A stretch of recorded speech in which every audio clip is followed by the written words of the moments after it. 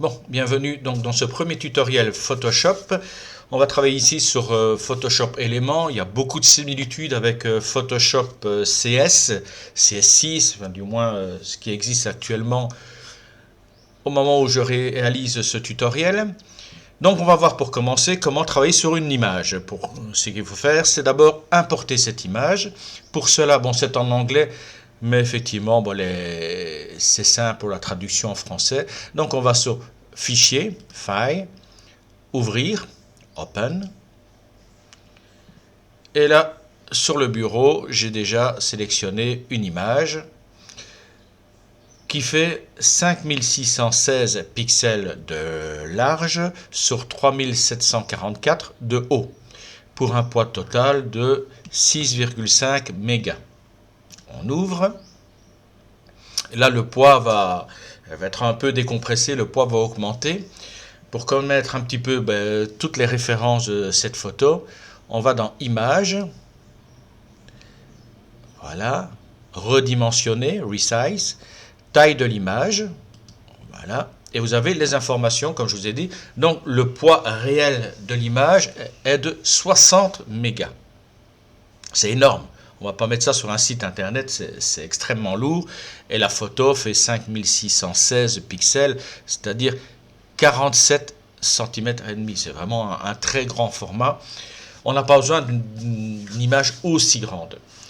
Pour internet, pour les sites internet, bon, si c'est une image d'en-tête, ça peut varier de 1200 à plus de 2000 pixels de large. En hauteur, généralement, on essaye de réduire la hauteur. Plus l'image est longue, plus on va essayer de réduire un peu la hauteur pour en faire une sorte de bandeau. Maintenant, si ce sont des photos qui vont être présentées sur le site internet, on sera plutôt à du 800 pixels ou du 600 pixels en largeur. Et même chose, maximum 600, 800 en hauteur. Donc la première chose qu'on peut faire pour redimensionner une image, c'est de le faire directement à partir de ce tableau. Vous voyez, donc là on a 60,2 mégas. Et la dimension, donc la largeur, 5616, on peut la modifier directement à partir du pavé numérique.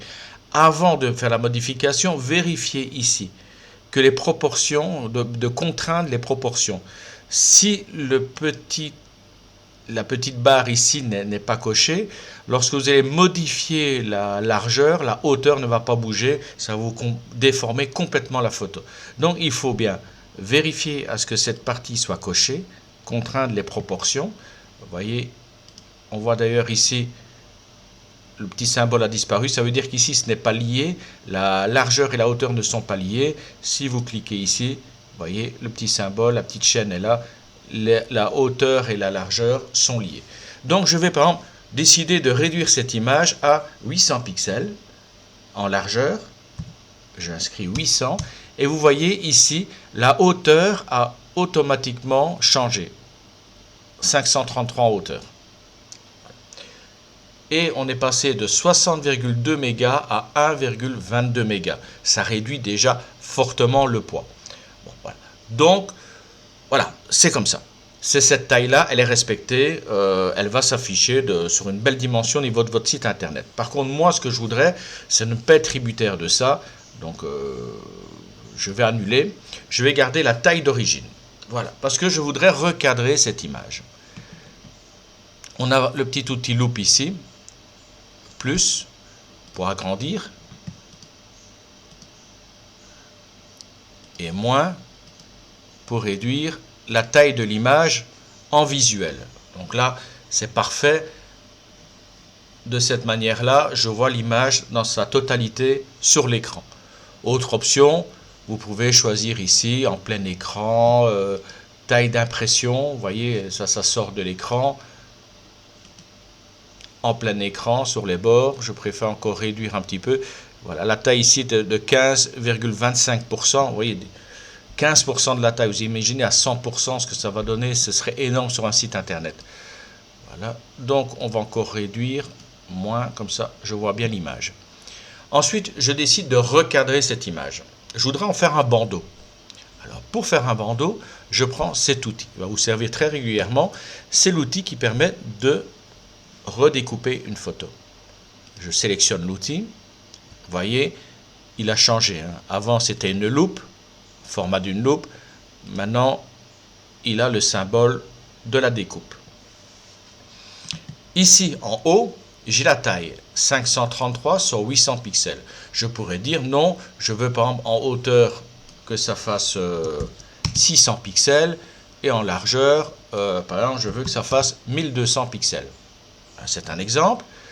Je prends l'outil, je garde la souris, le clic gauche de la souris enfoncé, je lâche, et le cadre que nous avons ici fait 1200 pixels de haut sur 600 pixels de large.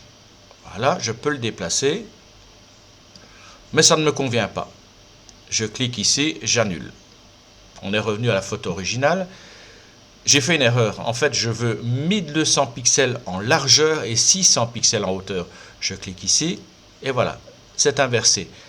La largeur est à 1200 pixels, la hauteur à 600 pixels. Je recommence, je reclique. Vous voyez, maintenant on a une photo en format paysage. Là, le cadre ici fait 1200 pixels fois 600 pixels. Comme ça, il fait toujours 1200 par 600. Ainsi de suite. Voilà, je sélectionne. Et je dis, voilà, ça c'est la photo comme je la veux. Oh, je voudrais bouger un petit peu pour avoir l'arrondi de la montagne. Voilà, par exemple, je voudrais ce type de photo. Là, je fais OK. Voilà, on va mettre en plein écran. Voilà la photo 1200 pixels par 600 pixels. C'est pas mal, mais c'est pas non plus ce que je veux. Je veux le faire par moi-même. Je vais choisir moi-même les dimensions, de faire à main levée. Vous allez voir ça tout de suite. Je prends la flèche ici en haut à droite, où je vais dans Edit, Édition, annuler le recadrage. Voilà. Je reviens de nouveau à ma photo d'origine. On va la mettre en plein écran. On utilise toujours l'outil Loupe, moins. Voilà, je réteins. Je reprends l'outil de recadrage, ici, et je décide d'effacer là. 1200 pixels, j'efface. Et automatiquement, la hauteur s'est effacée. Voilà, l'outil est libre. Voilà, je prends mon outil, clic gauche de la souris, je maintiens enfoncé, et voyez, là maintenant, c'est moi qui choisis effectivement ce que je veux sélectionner. Alors, hop, je vais par ici, je vais redescendre un petit peu, voilà, pour en faire un bandeau. Voilà, je voulais faire un bandeau, hop, je sélectionne OK, je retourne sur la loupe, plein écran, voilà ce que ça donne. Voilà, c'est un bandeau. Maintenant, je vais voir un petit peu quelle est la taille de ce bandeau, puisque j'ai fait ça à la main levée. Donc, je vais dans Images, Redimensionner, taille de l'image. Et l'image fait donc toujours en longueur 5616. Je n'ai pas trop touché, j'ai surtout réduit la hauteur et on est passé à 1716 en hauteur. Alors maintenant, comme je veux mettre ça sur mon site internet, c'est beaucoup trop long. Je vais réduire la hauteur, par exemple. Oh, ça va être pour être mis dans un article, donc 800 pixels sera largement suffisant. Donc, voilà. Je marque 800 pixels en largeur et la hauteur est tombée à 244. Et vous voyez, des 60 mégas initiaux en faisant le premier recadrage ont été tombés à 27. Et maintenant, en réduisant à 800 pixels de large, on n'est plus qu'à 572 kg au niveau du poids de la photo. Ça a fortement diminué. On fait OK. Je fais un double clic sur la loupe. C'est une astuce. En faisant un double clic, automatiquement, il vous le met à la taille originale de la photo. Voilà, votre photo, telle qu'elle est en pleine capacité, telle qu'elle apparaîtra logiquement sur votre site internet, c'est cette taille-là. Ensuite, il faut l'enregistrer. Plusieurs options pour l'enregistrer, puisque vous allez avoir besoin de cette photo. Vous allez donc dans Fichier, vous pouvez sauver la photo. Là, vous allez la sauver telle qu'elle est là, à 512 kg. Ce qui vous intéresse surtout, vous, c'est de la sauver pour Internet. Alors, ici, un peu plus bas, vous avez Sauver pour le net. Vous cliquez sur cet onglet, Sauver pour Internet. Et là, vous avez une nouvelle page qui va s'ouvrir. Ici, je crois qu'il y a des moyens d'arranger un petit peu cette page dans les préférences. Moi, je le mets en deux colonnes. Sur la colonne de gauche, ici, vous avez la photo originale qui fait 572 kg. Et sur la partie de droite, vous avez la photo compressée. Elle ne fait plus que 68 kg. Attention, attention, pour ce type de photo, couleur, vous avez plusieurs options. GIF, c'est pour des petites animations, vous en occupez pas. JPEG, c'est ce qu'on va utiliser le plus souvent comme mode de compression. Le PNG 8 et le PNG 24, c'est surtout par exemple pour des logos ou des images, des petits symboles qui sont en noir et blanc, ou surtout en noir et blanc. Et à ce moment-là, vous pouvez travailler avec du PNG. Ici, c'est une photo couleur, on va travailler sur du JPEG. C'est très bien. Et la qualité se fait ici. Alors regardez bien, vous avez, par exemple, je vais mettre en qualité 0, compression 0. Regardez, l'image originale, regardez comment est devenue l'image compressée. En fait, elle ne fait plus que 14 kg, mais la qualité est vraiment médiocre. Donc, on va augmenter cette qualité. On va par exemple monter ici à 49 kg. Vous voyez, automatiquement, ça s'est amélioré, mais il y a encore pas mal de défauts. On peut mettre effectivement à 100% de qualité, c'est similaire. Au mieux de faire 572 kg, on passe à 182 kg. On peut réduire sans perte de qualité. On va essayer par exemple à 68. Et vous voyez, au niveau de la qualité, c'est toujours très raisonnable. Et on est tombé, on va encore descendre. On va voir si on peut descendre en dessous des 60. À 59. À 59, on garde encore de la qualité, mais il y a quand même pas mal de défauts qui apparaissent. Plutôt quand même remonter. Voilà. À 70 ou à 70, comme on dit en Belgique. Voilà. Ce format-là me convient. 800 pixels ici, donc 800 pixels par 244 pixels. En qualité de compression en JPEG à 70%, 70%. Tout ça me convient. Je fais donc OK. Et ensuite, je vais enregistrer la photo. Autre étape très importante, l'enregistrement de la photo, le choix. Vous voyez ici le nom de la photo, 0, 2, 13, patati patata. En termes de référencement, c'est nul. Google, ça lui dit rien. Quand il lit des chiffres, ça ne lui dit rien.